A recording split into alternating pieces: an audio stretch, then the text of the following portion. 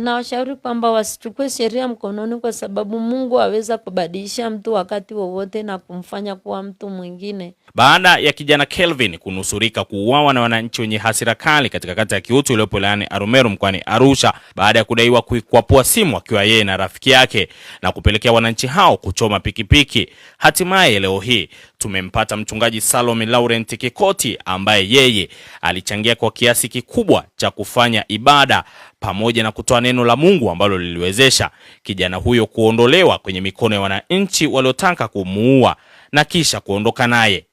Sauli alikuwa muuaji na aliua hata manabii, lakini bado Mungu alimsamehe. Dhambi tunazo. Wako walioua hata watu, lakini huyu ukimsamehe. Naitwa Salome Laurent Kikoti. Ni mchungaji wa kanisa la Kanani Mpya lililoko Ngaranumbe. Nilikuwa nimetoka kwenye kikao cha chama cha wakina mama cha section ya Kimandolu. Ndo nilivyoona kilichokuwa kinatokea kwamba walitaka wamuue yule kijana. Ndipo nikasimama pale nikaomba kwamba wasimuue, kwa sababu kila mtu ana dhambi huku duniani. Lakini baadaye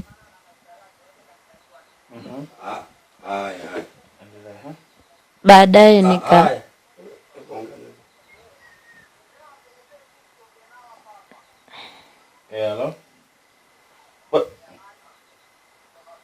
Ndio.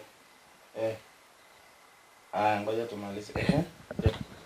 Amesema baada ya kumsaidia yule kijana, kulionekana kwamba walitaka wamuue saa ile. Wameshamwagia petroli. Nikasikia kwamba mimi ni mzazi na nina uwezo wa kumsaidia yule kijana asifie pale. Kwa hiyo nikafanya mkakati namna ya kumsaidia yule kijana ili wasimuulie pale. Nikaona kwamba acha serikali ichukue mkondo wake kuhusu kwa ajili ya nani? Kwa ajili ya namna yule kijana alipokuwa anateseka pale. Nikaona kama wanataka afe saa ile, nikajitahidi kuhakikisha kwamba hatafia pale. Nikakodi bajaji, nikamweka kwenye bajaji, lakini baada ya kuvutana kama masaa matatu wakitaka kumuua, wengine wanakuja, hata mama mmoja amekuja na tofali ili ampige. Nikamwambia hata na wewe mama unasubutu kufanya hivi, na wewe ni mzazi, unataka kuua huyu mtoto hata kama ana dhambi, lakini watu wengi wana dhambi. Na nikaona kwamba wako watu wengine wana dhambi mpaka za siri, lakini huyu kijana amefanya dhambi ya hadharani, ndio maana anataka kuuliwa hadharani. Ndo nikawaomba wasimuue, lakini baadaye nikamchukua nikampeleka Central.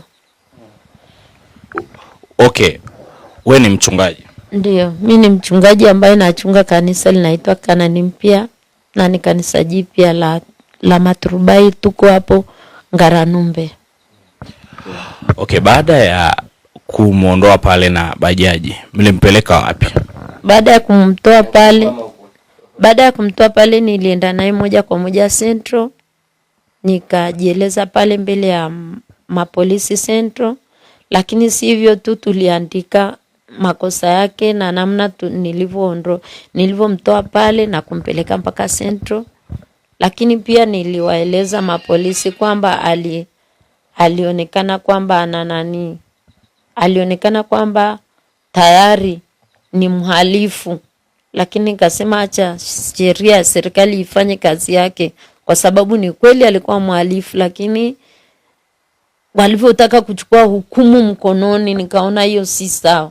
Ni heri polisi ichukue mkondo wake. Kama sheria itaenda kipolisi, iende serikalini, sawa, kulikoni yule mtoto afie pale barabarani. Okay, mama una watoto wangapi? Na watoto 4. Ndio. Na huduma kanisani kwako wewe ndo unaziongoza? Mimi ndo naziongoza hizo huduma zote. Ndio. Okay, kuna watu wameona hii video. wakafurahishwa na jinsi ambavyo ulivyokuwa uhai wa yule kijana ambaye alikuwa akituhumiwa kwa uhalifu, wakatamani kukushika mkono. Wewe matamani yako siku moja ulitamani watu kushike mkono kwenye nini? Nilikuwa natamani wanisaidie niweze kutoa yale maturubai pale kanisani, nijenge kanisa zuri. Lakini pia wanisaidie nipate vyombo kama viti, hatuna viti. Lakini pia hatuna vinanda, hatuna vyombo vya injili pale kama drums. Ningepata msaada kama huo, ingependeza kwamba ni kitu kinafanyika cha kijamii, ingesaidia jamii zaidi. Maana pia nina watoto wadogo na wafundisha pale. Kwa hiyo ningeweza nikapata msaada zaidi, ingesaidia kwamba tuweze kuendesha injili pale iende vizuri zaidi. Kwa wao kunishika mkono, labda ndio mlango Mungu ametumia kwa ajili ya kusaidia lile kanisa, watu waweze kukaa sawa na tuweze kupata viti na tuweze kujenga lile kanisa likae vizuri. Huduma nimeanza mwaka 2004, lakini sikuanzia pale Ngaranumbe. Nilianzia Uswahilini, baadaye nikahamisha kutoka Uswahilini kaleta Ngaranumbe 2024. Una waumini wangapi? Nina waumini 10. Ndio. Nina namba moja ambayo ninaitumia sana.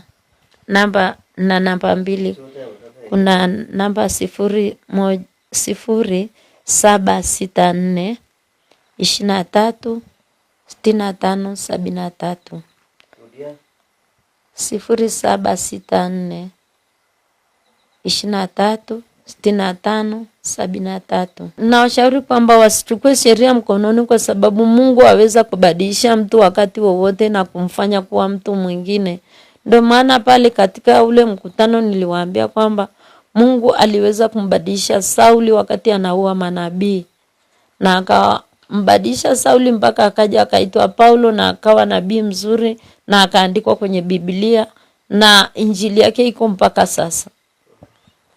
Ndio maana nikasema si vizuri kumuua mtu. Enda ikawa huyo unayemuua ndio mchungaji, huyo unayemuua labda ni mwinjilisti, huyo unayemuua labda ni mwalimu. Kwa hiyo unaenda kuua mtu wakati enda ikawa Mungu angeweza akambadilisha na akamfanya kuwa mtu mwingine. Unaweza ukataka umuue mtu, kumbe ni mwalimu. Huko mbele angeweza kuwa mwalimu, maana hata yule kijana bado ni mdogo yule. Nafikiri kwa miaka ya yule kijana inafikia miaka 18. Lakini kutoka miaka 18 mpaka miaka, yani akimpata Yesu na akabadilika, hiyo miaka 18 mpaka aje afikishe miaka 50 tulionayo sisi, atakuwa mtu mwingine. Anaweza akasaidia taifa, anaweza akasaidia serikali. Labda kanisa lako liko wapi na unakaribisha watu waje kusali hivi? Kanisa langu liko hapo Ngaranumbe. Kanisa langu liko Ngaranumbe na linaitwa Kanani Mpya, na kanisa lenyewe ni bado ni jipya, na tuko pale kwa ajili ya kusaidia vijana, kusaidia familia za watu, kusaidia wajane, yatima katika dhiki zao.